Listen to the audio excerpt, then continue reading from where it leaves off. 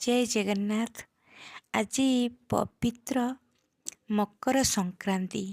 यही अवसर में मु समस्त को मकर संक्रांतिर हार्दिक अभिनंदन जनाऊँगी।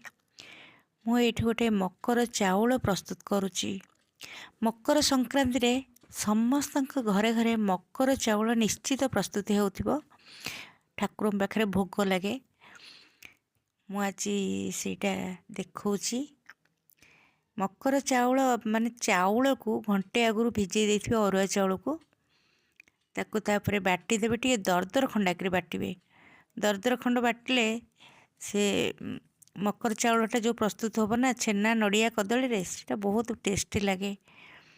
तापर क्षीर गुड़ मुझे क्षीर छेना देइची कदली नड़िया कोरा आपेल आउ ऑरेंज टिके अंगूर किछि ड्राई फ्रूट्स आ मिठा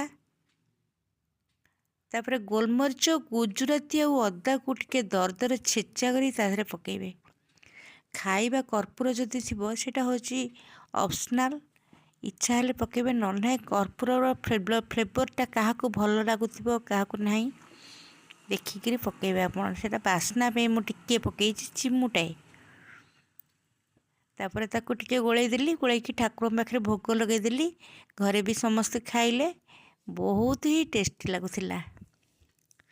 समस्ते भलरे थिबे खुशी थिबे हसुथिबे हसौथिबे सुस्थ रे थिबे।